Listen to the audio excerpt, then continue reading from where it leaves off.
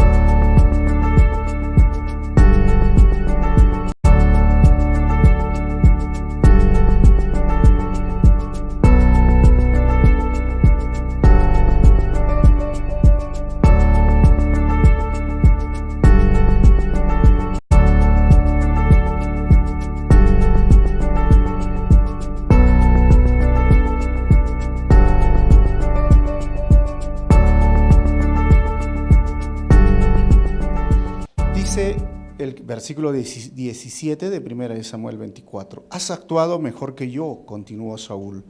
Me has devuelto bien por mal. Hoy me has hecho reconocer lo bien que me has tratado, pues el Señor me entregó en tus manos y no me mataste. ¿Quién encuentra a su enemigo y le perdona la vida? No, ¿quién encuentra a su enemigo y le perdona la vida? Que el Señor te recompense por lo bien que me has tratado hoy. Ahora caigo en cuenta que tú serás el rey y de que consolidarás el reino de Israel. Vamos a orar. Señor, te agradecemos en esta mañana. Gracias, Señor, por traernos a este lugar, por permitirnos estudiar tu palabra, por permitirnos, Señor, conocer tu voluntad a través de estas historias que tú has dejado, Señor, revelado de forma especial, para que nosotros también podamos entender de forma práctica cómo podemos relacionarnos con nuestro prójimo, especialmente con las autoridades en este capítulo. Ayúdanos a entender, Señor, de qué se trata estos versículos y que uses mi vida para compartir tu palabra en esta mañana. Te pido esto en tu nombre, Jesús. Amén. Hoy estamos avanzando en nuestro estudio de 1 de Samuel capítulo 24. El título que a mí me parece muy importante en este capítulo es Misericordia para el inmisericorde. ¿Por qué? Saúl viene a ser la persona que no tiene misericordia, que no tiene compasión. Este rey que Dios levantó, el primer rey de la monarquía unida, lo empieza a perseguir a David sin ninguna razón. Básicamente, si nosotros hablaríamos en nuestros términos, le está haciendo la vida imposible. Lo acusa, lo aflige, lo persigue, está tratando de destruirlo de una u otra forma, no solo a él, sino a su familia, y no solo destruirlo, quiere matarlo, quiere acabarlo. Ya hemos visto que David se escapó de muchas formas y tuvo que hacer hasta cosas que ni él pensaba hacerlo, hasta como volverse un loco, disimular que estaba loco para que los otros enemigos no lo atrapen. Pero vamos a ver este capítulo, está dividido en 3 partes. Por ejemplo, del 1 al 7, Saúl es librado de la muerte por David. Del 8 al 15, David se expresa a Saúl, y del 16 al 22 es donde Saúl reacciona frente a la bondad de David. Este capítulo es muy importante en toda la historia de David y Saúl. Aquí tenemos un mapa donde aquí está el Mar Muerto. Ya hemos visto, David estaba en la cueva de Adulán, ya hemos visto que los habitantes de Keilah eran atacados por los filisteos. David consulta y pregunta si voy a atacar o no voy a atacar a ellos, y luego hemos visto que se va a Zif y los hombres de Zif lo traicionan. Ahora vamos a ver otro escenario donde se va a presentar David. David y Jonatán afirman el pacto, se separan. Jonatán dice, tú vas a ser el próximo rey. Saúl se entera de que él está en Zif y está en Keilah rodeado, y dice, vamos a perseguirlo. Recuerdan, va con todo su ejército, pero David se escapa, se va a Zif y Zif lo traiciona y tiene que irse por las zonas montañosas. Y esta es la idea, más o menos, que cuando había una colina y el ejército de Saúl lo perseguía, David estaba ahí como esas películas, ¿se acuerdan? Se daban la vuelta y casi lo agarra. Ya estaba por atraparlo cuando vino alguien y le dijo al rey Saúl, los filisteos están invadiendo el país. ¿Y por qué estaban haciendo esto? Porque Saúl agarró los mejores hombres, el ejército más grande que podía juntar, solo para perseguir a un hombre, a David. Eran 5 hombres contra los 600 hombres que tenía David. Por eso vino este mensajero y Saúl escuchó y tuvo que regresar a cumplir su función de rey. Y ahí es donde se queda. Ahora el escenario es que funciona ahora en este lugar que se llama En-Gadí. Cuando vayas a la Tierra Santa y hagas el tour, vas a visitar este lugar. Este lugar es un lugar montañoso, donde hay muchos animales salvajes. Hay cabras y también hay este tipo de cuis, no sé cómo lo llaman, es un cuy grande, enorme, le tomé unas fotos ahí, y vas a poder disfrutar de toda esta zona, pero en esta zona desértica hay este tipo de cataratas, pero también hay cuevas, y en esas cuevas es donde sucede esta historia. Versículo 1, vamos a ver. Cuando Saúl regresó de perseguir a los filisteos, le informaron que David estaba en el desierto de En-Gadí. En-Gadí significa fuente del cabrito, porque hay esas cabras montañosas. Ustedes han visto esas cabras que están ahí andando por los riscos o a veces por las partes altas. Eso es En-Gadí. En el mapa que les estoy mostrando, En-Gadí está cerca al Mar Muerto. Por eso cuando ustedes hagan ese tour van a estar por cerca de Masada, el Mar Muerto, y van a poder dar su baño en el Mar Muerto. Y el Mar Muerto se llama así porque está muerto, pues, ¿no? O sea, no hay vida en ese lugar, no hay vida orgánica ni botánica, nada. O sea, tú te pones y es tanta la sal que existe, la densidad del agua que te flota.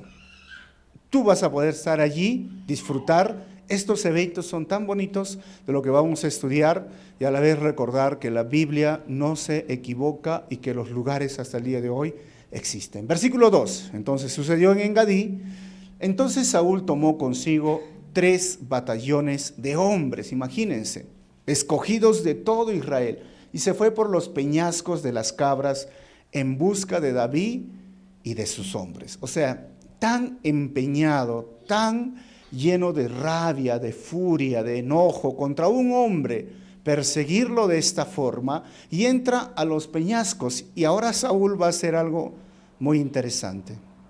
Él ve una cueva.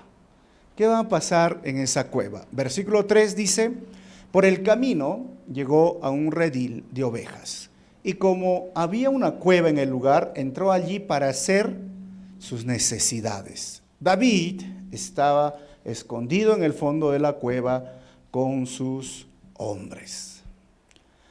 En la Reina Valera tú vas a encontrar cubrir sus pies. Dice que Saúl entró a cubrir sus pies, que simplemente es una expresión para decir hizo sus necesidades. Ya no me pregunten qué necesidades, pero se sobreentiende. Es curioso que la Biblia mencione este detalle, pero recuerden que la Biblia muestra a los seres humanos tal y como son.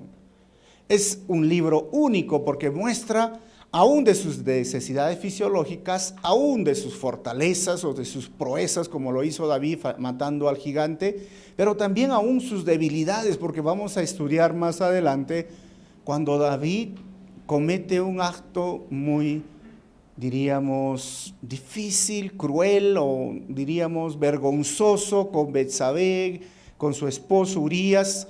La Biblia, hermanos, no trata de esconder nada de la conducta humana. Así que ahí entró.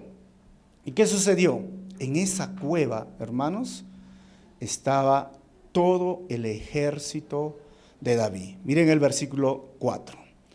Y estos le dijeron, en verdad, hoy se cumple la promesa que te hizo el Señor cuando te dijo, yo pondré a tu enemigo en tus manos para que hagas con él lo que mejor te parezca. David se levantó y sin hacer ruido, ¿qué hizo? Cortó el manto de Saúl. En esa cueva donde encontraron ovejas era suficientemente grande, y no van a pensar que es una cueva así pequeñita, eran unas cuevas enormes, como unas cavernas, si lo pueden llamar, ¿no? Donde habían 600 hombres, donde estaban ovejas. Simplemente él agarró y dijo, tengo que hacer lo que todos tenemos que hacer, y voy a entrar. Lo dejaron entrar, y justo estaban ahí los hombres y dijeron, David, no hay otra situación donde vas a tener ventaja. El Señor te dio esta promesa. Yo les pregunto frente a todo esto, ¿qué probabilidades hay que que se encuentre en ese lugar David y que Saúl entre justamente en esa cueva cuando hay bastantes cuevas? ¿Será casualidad para nosotros? ¿Qué piensan? ¿O había algo detrás de todo esto? ¿Era el Señor quien estaba orquestando? Pues mirándolo nosotros, ya han pasado más de 2000 años o 3000 años, y nosotros miramos esta historia y decimos, no, es el Señor quien estaba permitiendo esta circunstancia. Esos pequeños detallitos, ¿quién lo estaba permitiendo? El Señor. Pues Dios es así, hermanos. Dios actúa de las formas que nosotros a veces ni nos imaginamos, y aunque pareciera algo contrario a lo que queremos, aún esos detalles van a ayudarnos y servirnos para nuestro bien. A veces nosotros nos enojamos por las circunstancias que vivimos o por algunas cosas que nos descubren. ¿Por qué? Porque decimos, pero ¿cómo es posible? Pero es que Dios está permitiendo, y más adelante, de acá a unos años, nos vamos a dar cuenta por qué sucedieron estas cosas. En este momento, ni Saúl ni David estaban pensando que era Dios quien estaba orquestando detrás, pero sí los hombres de David dijeron, oye, hay una promesa. Pero es curioso que esa promesa no se ve en la escritura. Inmediatamente David dice, cortó el borde del manto de Saúl. El borde o el manto solo usaban algunas personas, era una capa roja que se ponían, una capa de rey, y David lo cortó. Ahora, no se sabe cómo sucedió esto. Podríamos agarrar y disimuladamente, dice David, sin hacer ruido fue, o podríamos pensar que para estar más cómodo, Saúl agarró y se quitó el manto y lo dejó a un ladito, mientras se iba a otro ladito y David agarró, lo cortó. Más o menos, ¿no? Se puede especular de muchas formas. Pero me llama la atención cuando dicen los hombres las promesas. Como les acabo de repetir hace un momento, nunca en la Biblia encontramos esa promesa que dice, yo entregaré a tu enemigo, lo que dice los hombres de David. Es cierto que había una promesa. La promesa era que él iba a ser rey de todo Israel. Esa era la promesa, pero no en la forma que ellos estaban tratando de interpretar esa promesa. Ahora, hay alguna característica en las promesas, hermanos. Las promesas tardan, pero siempre llegan. Jesús fue parte de la promesa. La promesa fue dada en Génesis el capítulo 3, después de lo que sucedió en el hombre cuando pecó, versículo 16, y llegó 3,000 años, 4,000 años, o sea, las promesas tardan, pero llegan. David tenía una promesa, él iba a ser el rey. Pero ¿será ese día el cumplimiento de esa promesa? Él podía hacer muchas cosas. Por ejemplo, si nosotros fuésemos perseguidos, hay una persona que nos está amargando la vida, como le está amargando Saúl a David. Y te estás escondiendo, y por culpa de este hombre estás en esta cueva viviendo, y justo este hombre entra a la cueva. ¿Qué harías tú? Muchos de nosotros de repente decimos, pues ahora sí, ahora ve, y todavía sin hombres, y todavía desarmado, y todavía en esa condición, yo pienso, ¿no? Si estuviese ahí, inmediatamente agarraría, David, que había cortado la cabeza de Goliat, hubiera agarrado y le cortaba la cabeza, salía con la cabeza de Saúl y diciendo, el Señor me lo entregó, y punto. Porque él tenía la promesa de ser rey. Jonatán acababa de confirmar y reafirmar su trono. Ya la gente sabía que él iba a ser el próximo rey. Pero David no lo hizo. David se mantuvo en la primera promesa y no lo interpretó de esta forma. David tuvo que aprender algo, obediencia. Hay un caso en la Biblia de Abraham. Abraham también se le dio una promesa. La promesa es que iba a tener un hijo. Y Abraham, ¿qué dijo? Yo siendo viejito y mi esposa siendo estéril, teniendo el vientre seco porque ya no menstruaba, dice el texto. Y estás hablando de esto y de repente pasó algo inesperado. Pero antes de que eso, quisieron ayudar todavía a Dios en la promesa. Pasaron más de 15 o 25 años más o menos y dijeron, mejor de repente puede ser que sea por tu sierva, nuestra sierva. Y de ahí salió Ismael. Y Dios dijo, no va a ser de tu sierva, va a ser tu simiente, de Sara y de Abraham. La obediencia y la confianza, hermanos, es algo tan básico cuando nosotros queremos mantenernos en las promesas que el Señor nos ha dado. La promesa va a venir. Ahora, tenemos unas promesas para nuestras vidas de forma individual, pero tenemos una promesa general. El Señor viene pronto. Va a llegar. ¿Qué hay que hacer nosotros? Mantenernos en obediencia, como lo hizo David, como lo hizo Abraham, y mantenernos confiando plenamente en que un día va a llegar esa promesa. Quizás hoy nos sintamos desanimados o tristes de pensar, ¿cuándo, Señor, vienes? ¿Cuándo se acaba todo esto? Pero el Señor no tarda su promesa. También tiene compasión de aquellas personas que todavía no lo conocen. En Génesis 22, Abraham tuvo que aprender. Y ahora a David le toca aprender. ¿Qué?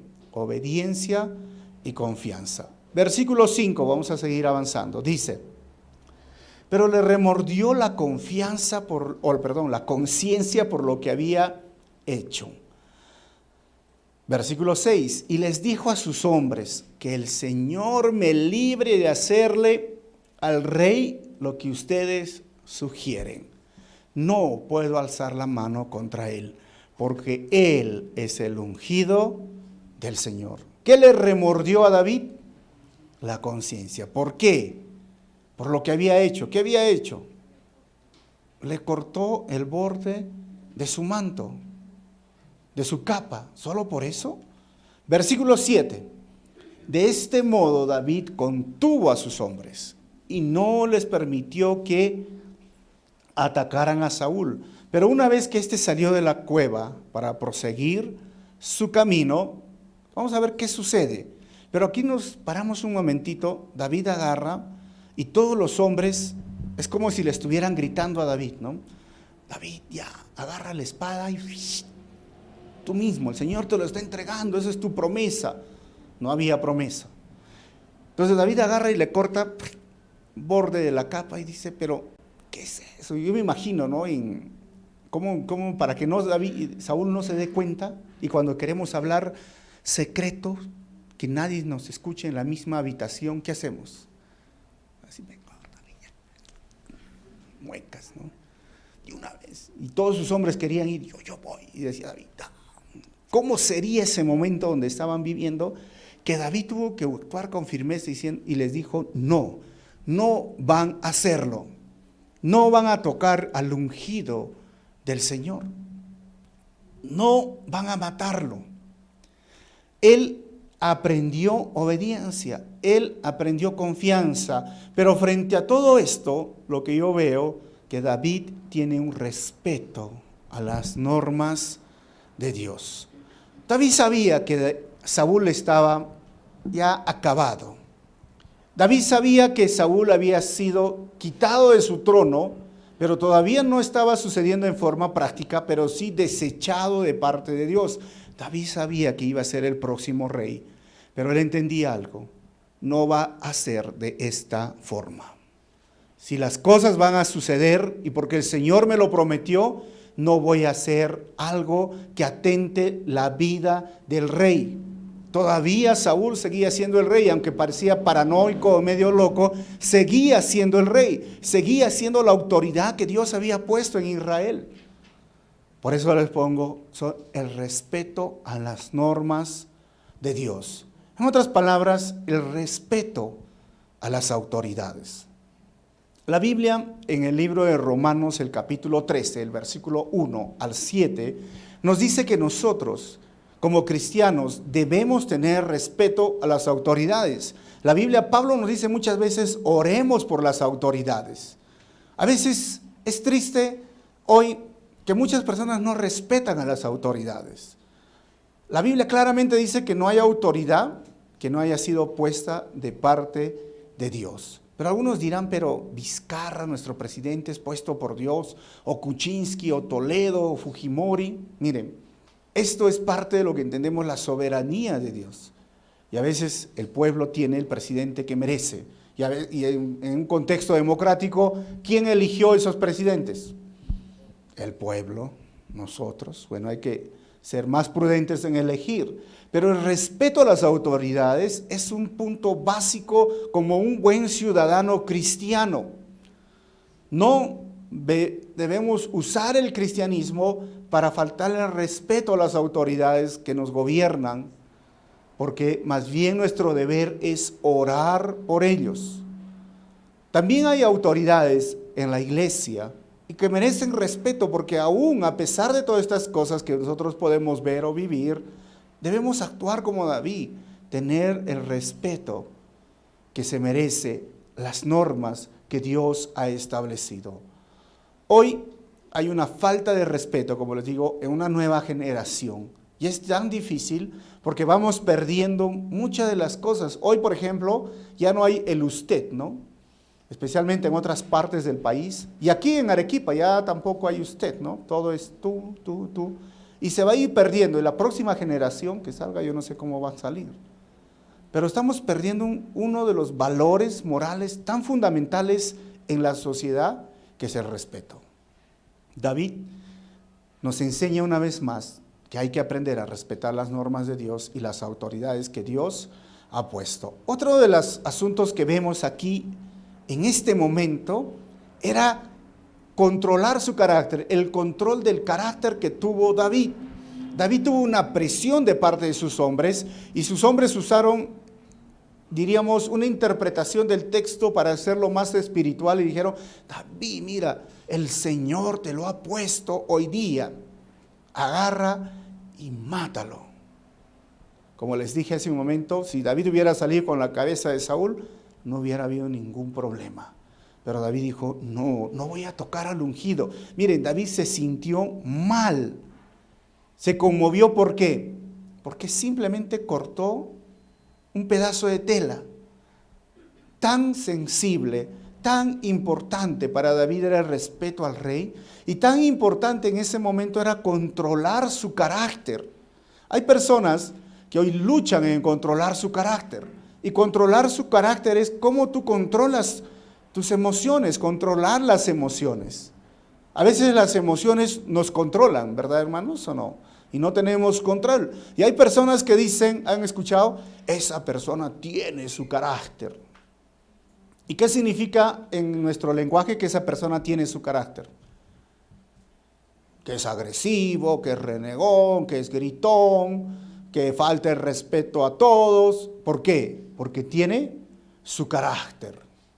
Pero es curioso, porque tener carácter es totalmente diferente. Pienso, hermanos, que la persona débil es que se deja controlar por sus emociones, mientras que la persona fuerte controla sus emociones. Porque aquella persona que es fuerte en su carácter, controla su carácter. Solo aquella persona que es débil se deja controlar por su carácter. Y el carácter es aquello que nos relacionamos, aquello que aprendemos y aquello que sale cuando nos presionan. Cualquier circunstancia, cualquier momento, sale nuestro, diríamos, carácter. Es por esto que algunas personas dicen: saca sus uñas. ¿Han escuchado esto, no? Está sacando sus garras. ¿Qué significa? Se está mostrando tal y como es. En la vida vamos a tener muchos momentos de presión, muchos momentos donde vamos a sentirnos entre la espada y la pared. No solo David tuvo que controlar su carácter. Ustedes recuerdan a Jesús cuando fue llevado de forma injusta ante Pilato, ante Caifás, ante Anás, ante estos sumos sacerdotes. ¿Qué hizo Jesús? No abrió su boca. Controlar el carácter es una parte tan importante en nuestra vida. Y a veces se nos presentan situaciones como esta: David, mátalo de una vez, y todos sus hombres diciendo: David, de una vez, o yo voy, David, dame la orden, yo voy. David tuvo que controlar no solo su carácter, el carácter de los demás.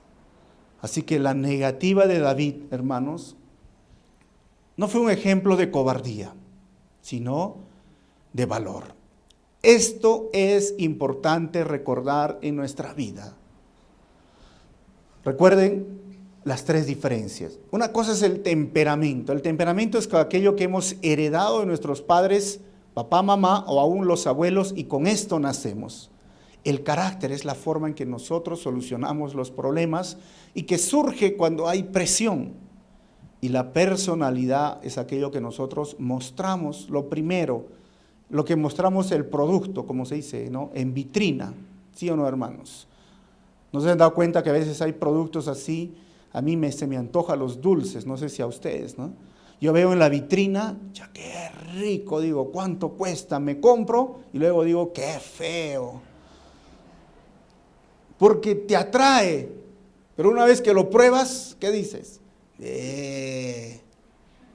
Igual es en nuestra vida. Cuando nos conocemos, cuando estamos ahí por primera vez, me cae bien, qué chévere, me sonríe, me trata bien. Pero el carácter sale después, cuando más nos conocemos. Y por eso que a los jóvenes que se casan, siempre les digo, ¿no? Todavía ustedes no se conocen. Algunos dicen, no, sí nos conocemos, pastor. Nos conocemos todito nos conocemos. A ver, cásate pues. Vive con esa persona. Y luego dicen, ay, ahora sí sacó sus garras. Ahora conozco, ya no conoces su personalidad. ¿Sabes qué conoces? Su carácter. Porque bajo la personalidad uno se baña, uno se perfuma, ¿no? Se cuida, y es bonito cuando te conoces con esa pareja, pues ¿qué vas a hacer? Vas a mostrar lo mejor de tu personalidad. Pero cuando te vas, te casas, y el primer día que te levantas, ya no está maquillado, ya no está peinado, ya no está bañado, entonces ahí vas a conocerlo, ¿no? Entonces todo esto es para que entiendan que a medida que pasamos el tiempo hay fricciones entre nosotros, a medida que convivimos o pasamos tiempo conociéndonos, va a salir nuestro verdadero carácter. Aprendamos a vivir y a conformarnos al carácter de Cristo. Si en algún momento sucediera algo, un problema, un malentendido, existe el perdón, existe la misericordia, la compasión, que esto sea nuestro carácter, que refleje la imagen de Cristo. Porque si solamente refleja el enojo, la ira, la agresividad, ¿sabes qué? No está Cristo viviendo en tu vida y está saliendo el viejo hombre y no está saliendo Cristo. David tuvo la oportunidad, pero salió ¿quién? Ese hombre conforme al corazón de Dios. Teniendo la oportunidad de matarlo, dijo, no lo voy a hacer. Teniendo la oportunidad de tener ventaja sobre él, dijo, no lo voy a hacer, así no voy a actuar. Vamos a ver qué dice la segunda parte, versículo 8. David lo siguió, gritando, majestad, majestad. Y Saúl miró hacia atrás y David, postrándose en tierra, ¿qué hizo? Se inclinó. Miren, David sale y le rinde ¿qué? Reverencia. ¿A quién? A su archirrecontra enemigo, aquel que le está persiguiendo. Miren, eso es el carácter de David, un hombre humilde, un hombre conforme al corazón de Dios. Versículo 9, y le dijo, ¿por qué hace caso su majestad a los que dicen que yo quiero hacerle daño? Versículo 10, usted podrá ver con sus propios ojos que hoy mismo en esta cueva el Señor lo había entregado en mis manos. Mis hombres me incitaban a que lo matara, pero yo respeté su vida y dije, no puedo alzar la mano contra el rey porque es el ungido del Señor. ¿Ven, hermanos? Sus hombres le decían, David, mátalo, mátalo, mátalo, mátalo, mátalo, mátalo, mátalo, mátalo. ¿Y David qué dijo? No. Esto es lo que nosotros debemos tener, ese carácter cristiano, jóvenes, hermanos, hermanas, todos. La multitud te va a gritar que desobedezcas los principios de Dios. Tus familiares te podrán decir, no hagas, desobedece, falta el respeto. Pero tú tienes que mantener ese carácter. Hoy, ¿cuánto se ahorrarían problemas los jóvenes si no siguen a la multitud? ¿Qué dice la multitud hoy? Ten sexo gratis, sexo sin compromiso, ten sexo normal, todo el mundo lo hace. ¿Debemos ceder a la presión? David, a pesar que la multitud le decía, haz, David no lo hizo. Y ahora hay un tema muy interesante acá, dice, ¿por qué? Porque él es el ungido del Señor. Cuando la Biblia habla del ungido, está hablando de aquella persona que Dios escogió y Dios puso como autoridad eclesiástica. Y hay dos cositas que vamos a hablar sobre este tema. Primero, debe de haber siempre el respeto a las autoridades eclesiásticas. Estamos hablando misioneros, ministros, pastores que están sirviendo en la iglesia. Y el respeto debe ser tanto que Pablo muchas veces dice, si vas a acusar a un anciano, que sea entre 2 o 3 testigos.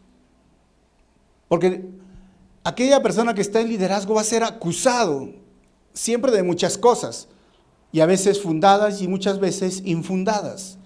cosas que ni siquiera se dijo, se interpretan que se dijo, y entonces por esto dice, a ver, ¿quién es el testigo? Por eso Pablo dice, porque tengan el respeto, tanto en el Antiguo Testamento como en el Nuevo Testamento, debe de haber un respeto a las autoridades eclesiásticas. Y esto debe ser algo, diríamos, de un hijo de Dios, en un lado. En el otro lado, yo diría que este término ha sido mal usado por el movimiento neoevangélico que se llama hoy, o el neoevangelio, o el movimiento de fe y prosperidad. Esta frase de no tocar al ungido del Señor significa que aquello que diga el pastor, tampoco tú puedes agarrar y decir, estar en contra de lo que dice. Y a pesar de que sea una mala doctrina, una mala interpretación de la Biblia, o a pesar que diga es una nueva revelación, este movimiento neoevangélico dice, tú no puedes ir en contra del pastor, porque es el ungido del Señor y todo lo que él diga, tú debes de escucharlo. Hasta el punto de que hay pastores que dirigen la vida de las personas y no pueden ni casarse si el pastor no les dice que se casen. Y no pueden hacer ni un viaje si el pastor no les ha autorizado ese viaje. ¿Por qué? Porque es el ungido del Señor. Pero lo peor de todo esto, como le digo, es que si está enseñando una falsa doctrina, tú no puedes decirle que está equivocado. O sea, ellos te dicen, usted nunca debe hablar mal contra su líder o su pastor. Como le dije, hay que tener un balance. Si el pastor o el líder se está desviando de la doctrina, si el pastor o el líder está faltando a la iglesia, bueno, hay que hablar.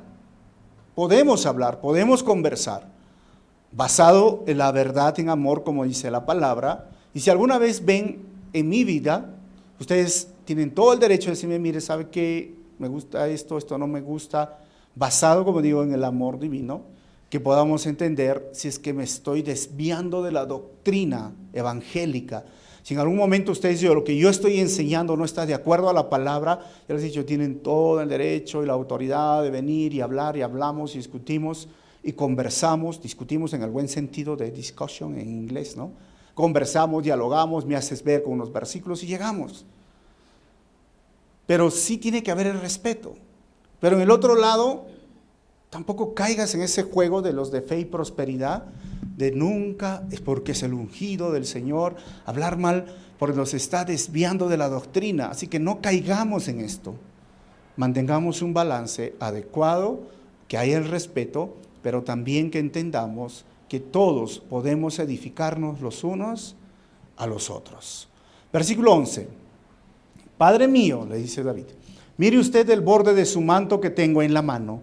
Yo corté este pedazo, pero a usted no lo maté. Reconozca que yo no intento hacerle mal ni traicionarlo. Usted, sin embargo, me persigue para quitarme la vida, aunque yo no le he hecho ningún agravio. Y ahí vemos el punto, ¿no? De que un hombre que no era misericordioso, ahora recibe misericordia.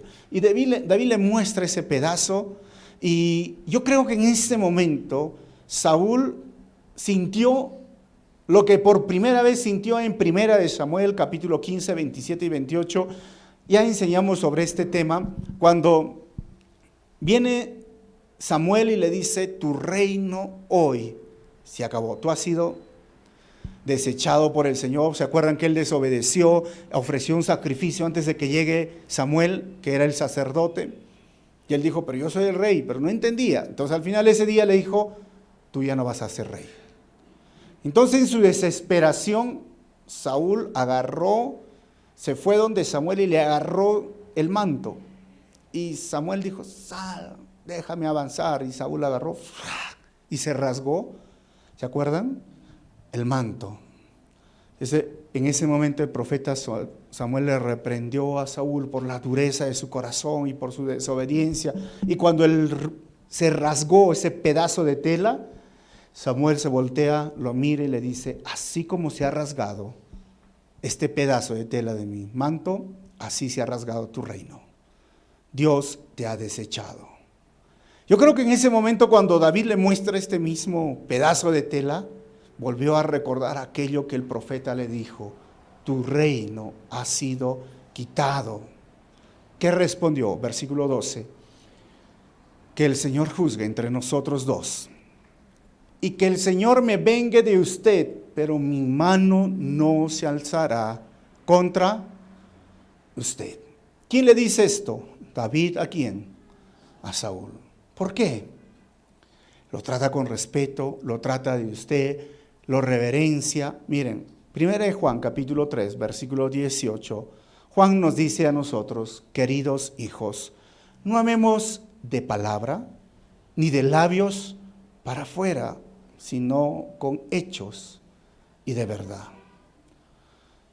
Es tan importante recordar este versículo, hermanos, porque a veces amamos de palabras, amamos de labios, pero no amamos con hechos y con verdad.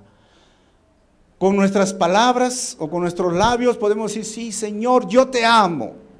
Señor, yo me humillo. Señor, yo me rindo a ti.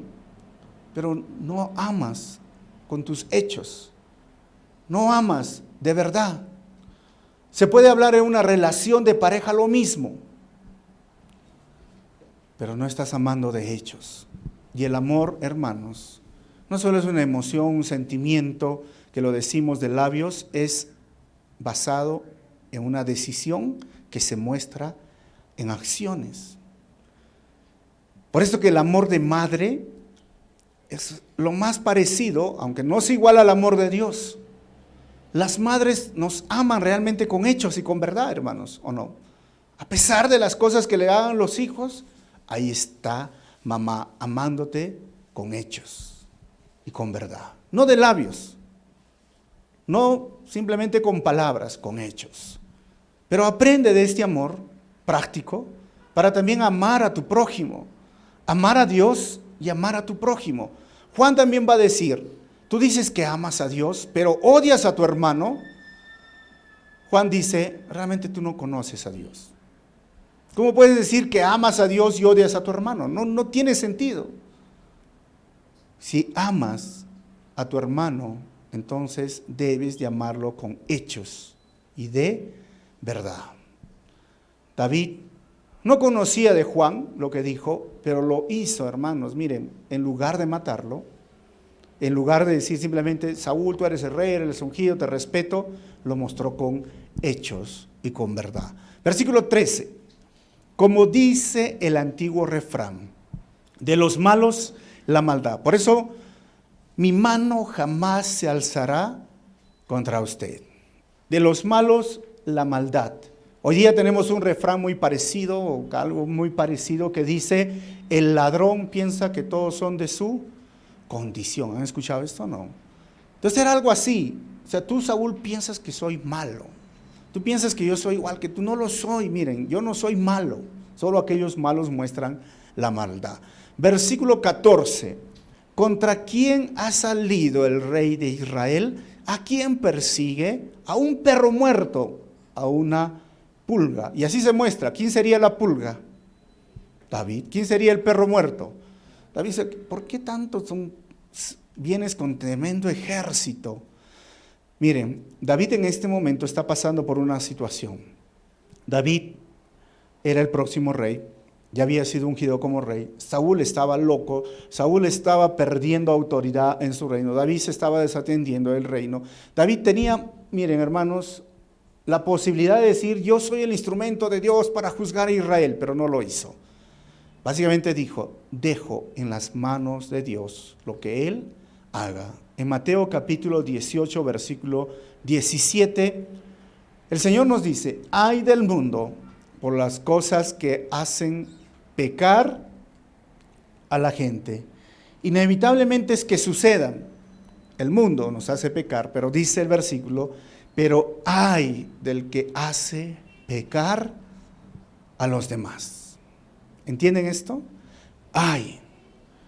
En otro versículo dice: ay del que hace caer a uno de estos pequeñitos. ¿Se las va a ver con quién? Conmigo. En la Es triste, pero en la iglesia han entrado muchos hombres y muchas mujeres aquí que han hecho caer a otras personas. Les han hecho desviar de su fe y los han llevado a pecar a otros mismos jóvenes o señoritas acá de la iglesia. Recuerda lo que dice la palabra: ay de aquel que hace pecar a los demás. A pesar de eso, Dios es el que va a juzgar con justicia. En esos 10 años, vamos a cumplir 11 años aquí en la iglesia, hemos tenido personas que han venido con mucho entusiasmo, pero después han terminado haciendo pecar a otras personas. Y no es raro, si ustedes preguntan en otras iglesias y aún en los colegios cristianos, hay jóvenes cristianos que llevan sus botellas de alcohol para hacer emborrachar a otros jóvenes cristianos. Hay jóvenes que llevan a cometer inmoralidades sexuales y los encuentran dentro de la iglesia. Hay jóvenes que los desvían en su fe y les ponen dudas respecto al cristianismo. ¿Y dónde los encuentran? En la iglesia. Por eso la Biblia dice: ay del que hace pecar a los demás. Y a pesar de eso, como tú mirarías, diríamos, pero ¿cómo puedes tenerlo en la iglesia? ¿Y cómo lo recibes? ¿O cómo puedes saludarlo? Entender lo que hizo David. ¿Cómo poder todavía mostrar respeto a ese hombre? Porque Dios es el que juzga con justicia. La palabra dice, por eso horrenda cosa es caer en manos de un Dios vivo. De Dios nadie se burla, hermanos. Todo lo que el hombre siembra, también lo va a cosechar. Así que tengamos cuidado y no dejemos llevarnos por lo que dicen los demás. Aprende a tener ese carácter de Cristo en tu vida, a enfrentar las circunstancias difíciles. Versículo 16. Cuando David terminó de hablar, Saúl le preguntó: David, hijo mío, pero si eres tú quien me habla, dice. Y alzando la voz, ¿qué hizo Saúl? Se echó a llorar. Esta es la tercera y la última parte de este capítulo y terminamos. Saúl se echó a llorar. ¿Qué le conmovió? ¿La maldad o la bondad? ¿El castigo o la misericordia? ¿Qué le conmovió? Miren, hermanos, que a veces hay muchas formas de hacer las cosas, pero la agresividad solo produce agresividad y la maldad solo reproduce maldad, mientras que la bondad puede transformar y cambiar vidas. Versículo 17 dice: has actuado mejor que yo, continuó Saúl, me has devuelto bien por mal. Eso es ser cristianos, devolver bien por mal, no mal por mal. Esto no glorifica a Cristo. Aquellos que quieren devolver mal por mal no han conocido a Jesucristo como su Señor y Salvador. Versículo 18. Hoy me has hecho reconocer lo bien que me has tratado, pues el Señor me entregó en tus manos y no me mataste. Miren, Saúl mismo reconoce, sí, el Señor me entregó, sí tenías ventaja, pero no lo hiciste. 19.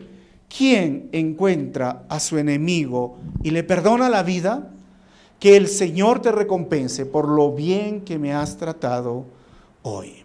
Esto es extraño.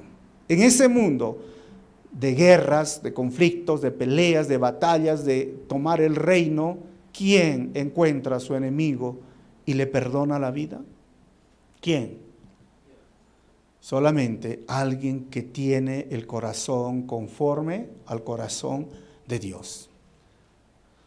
Por esto, David, como les digo, es un tipo de Cristo. Cuando Jesús estaba en la cruz, Mateo dice, él podía ordenar una legión de ángeles, miles de ángeles, solo abrir su boca y decir, vengan y juzguen a todos estos que me están matando o burlándose, y quedaban exterminados. Pero él no lo hizo. Por esto el Señor muchas veces nos decía, ama a tu enemigo. Si ustedes aman a los que les aman, no hacen nada diferente a lo que hace el mundo. Si ustedes tratan bien a quienes les tratan bien, es lo que el mundo hace. Pero quieres ser seguidor de Cristo, quieres tener el carácter de Cristo, ama a tus enemigos. Perdona a tus enemigos. Eso es cristianismo, hermanos. Yo sé que es difícil, porque lo he vivido, lo he experimentado. En estos años hemos tenido momentos muy difíciles con personas. Es una lucha, pero tenemos que salir adelante. ¿En base a qué? Orar, pedir dirección del Señor, pedir que cambie nuestro corazón. Porque el perdón no se basa en un sentimiento, hermanos. El perdón se basa en una decisión. No es que cuando yo perdone es porque voy a sentir perdonar. Nunca sucede esto, es una decisión basada en la revelación que nos dio el Señor. Perdonar nos hace seguidores de Cristo, nos vuelve en cristianos.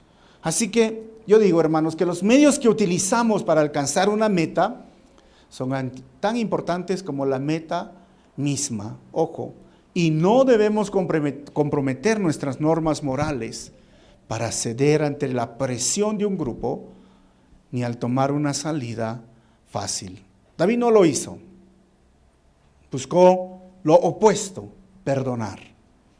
Había una meta, pero ¿cómo lo hizo? El medio también es importante como la meta en sí. Hoy tenemos una frase que dice, el fin justifica los medios. ¿Han escuchado esta frase? Es como que puedes hacer cualquier cosa sucia, chueca, torcida, pero lo importante es la meta. No, también es importante los medios, hermanos. ¿Cómo lo conseguimos? Y recordemos que Dios es quien bendice al final de nuestros días. Versículo 20 y termino. Ahora caigo en cuenta, dice Saúl, de que tú eres el rey y de que consolidarás el reino de Israel. Miren, Saúl se da cuenta del futuro y afirma una vez más el trono de David. 21, júrame entonces por el Señor que no exterminarás mi descendencia ni borrarás el nombre de mi familia. Saúl habla con David, le dice, solamente prométeme, yo sé que vas a ser el rey. Algo muy parecido le dijo Jonatán a David, ¿se acuerdan? Cuando sea rey, por favor, acuérdate de mí. 22, David se lo juró. Luego, Saúl volvió a su palacio y David y sus hombres subieron al refugio. La próxima semana continúa esta historia de David. Pero es curioso, miren, hay dos cositas. Uno, no es que David dijo, nos reconciliamos, nos abrazamos y ahora sí, David vuelve al palacio. No, ¿sabes qué? David se fue a su refugio. ¿Por qué? Porque conocía cómo era Saúl. Saúl, ¿cuántas veces le había dicho, ya, vamos a estar bien, mentirita, no te voy a matar? Y después lo intentó matar. O sea, un momento más, una oportunidad más de reconciliar. Y David estaba queriendo hacerlo. Ahora, cuando dice David se lo juró, esto no es otra cosa, hermanos, que se llama misericordia. ¿Saben qué es la misericordia? La misericordia es no recibir el castigo que merece una persona y perdonar. ¿Y qué sería el perdonar? Pues perdonar no es otra cosa que, según la Biblia, dejar pasar, dejar de exigir que se le pague la deuda. Esto es misericordia y perdón. David mostró misericordia y perdón en este evento. No le dio el castigo que merecía. ¿Cuál era el castigo que merecía Saúl? La muerte. Si me estás intentando matar, ojo por ojo, estamos hablando, diente por diente, te mato. Pero David presentó misericordia. ¿David lo perdonó? Sí lo perdonó. ¿Había una deuda que tenía que pagar? Sí, porque le había quitado todo, su casa, sus padres, tenían que refugiarse. Pero digo, te perdono la deuda. Esto refleja el carácter cristiano, hermanos. Debemos ser misericordiosos y debemos ser perdonadores. Vamos a estudiar más adelante lo que sucedió con la familia de Saúl. En 1 Samuel, capítulo 21, versículo 1, en 2 Samuel 21, del 1 al 14, los gabaonitas piden que toda la descendencia de Saúl muera. Ya David era rey, pero recuerden que le hizo una promesa a Saúl. ¿Por qué lo hizo esto? ¿Por qué permitió? Le entregó 7 familiares de la casa de Saúl a los gabaonitas y ellos los colgaron en la ciudad. ¿Quieren saber? No se pierdan, hermanos, el próximo estudio. Vamos a continuar estudiando por qué sucedió y por qué se permitió. Pero este estudio lo vamos a terminar ahora. Conclusiones finales, 4 conclusiones. Primero, las promesas y propósitos de Dios a nuestras vidas serán hechas y se cumplirán en el tiempo de Dios. Amén, hermanos. ¿Creen esto o no? Es en el tiempo de Dios. Es importante los medios como el fin, como la meta. Dios tiene sus propósitos para nuestra vida. Segundo, el carácter cristiano será probado en medio de las circunstancias y presiones más fuertes de tu vida. Ahí donde va a ser probado tu carácter. No ahorita mientras estás sentado, no ahorita mientras estás tomando cafecito, no. Presiones, estrés emocional, donde venga la ansiedad, la depresión, como quieras llamarlo, todo. ¿Qué hago? ¿Cómo salgo? Ahí va a ser probado tu carácter cristiano. Tercero, el cristiano es alguien que respeta las autoridades y ayuda en el desarrollo del mismo. Y cuarta conclusión, debemos de aprender a dejar en las manos de Dios muchos asuntos en debate, porque Él es un Dios justo. Pablo dice, en cuanto dependa de nosotros, estemos en paz con todo el mundo. Pero, ¿qué más dice Pablo? Mía es la venganza, dice el Señor. Nuestro deber es perdonar, mantener las relaciones lo más tranquilo, y Dios al final se encargará de aquellas personas que están haciendo pecar o caer a otros, o que están queriendo hacerte maldad, o que se quieren levantar en contra de la iglesia. Dios es un juez justo y simplemente hay que dejarlo en las manos de Dios, como David lo dejó en las manos de Dios, la vida de Saúl. Vamos a orar, hermanos, en esta mañana. Y solamente quiero pedirte que puedas orar por tu carácter. Quizás esta semana has sido débil y tu carácter salió y dañó a otras personas. O quizás no estás reflejando el carácter de Cristo en tu casa, en tu centro de estudios, no sé, donde tú veas. ¿Por qué no oramos y le dices, Señor, ayúdame a mantener ese carácter, a soportar la presión, a actuar como David o como mismo Señor Jesucristo? Puedes hacerlo mientras oramos. Este es algo entre tú y Dios. Vamos a orar. Señor, te agradezco en esta mañana. Necesito de ti, Señor, cada día. Porque nuestro deseo como cristianos y mis hermanos es parecernos a ti. Que nuestro carácter sea formado de acuerdo a tu carácter. Por algo somos cristianos, Señor. Que nuestra vida realmente sea dirigida por ti. Ayúdanos a mantener nuestro carácter en los momentos difíciles, de hostigamiento, de frustración, de desánimo, de debilidad, de enojo, de amargura. Señor, los sentimientos vienen y van en diferentes circunstancias en la vida, aún en la relación de pareja, aún la relación de padre a hijos, aún la relación aquí entre hermanos de la iglesia. Ayúdame a mantener, Señor, un carácter que te glorifique. Y perdóname, Señor, si alguna vez salió e hizo daño a muchas personas. No soy un hombre perfecto, Señor, pero anhelamos vivir como tú viviste. Ayuda a mis hermanos también a mantener sus relaciones firmes, sus relaciones, Señor, en su casa, a que pueda consolidarse y ser fuerte, Señor, en su carácter, cada uno de ellos, y de los jóvenes a soportar la presión que dan en la sociedad, Señor.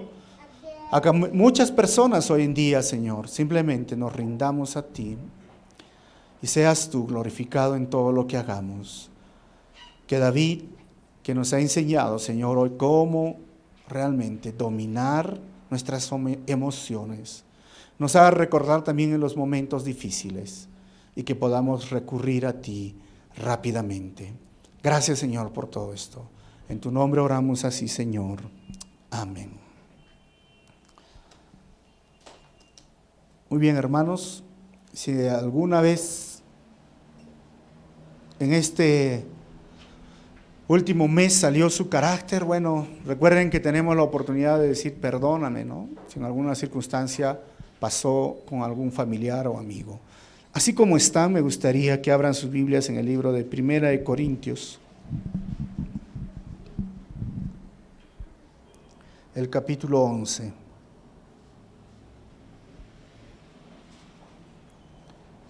El versículo 26.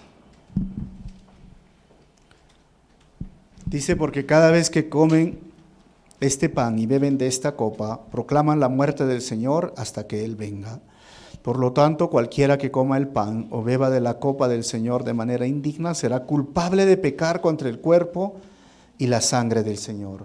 Así que cada uno debe de examinarse a sí mismo antes de comer el pan y beber de la copa.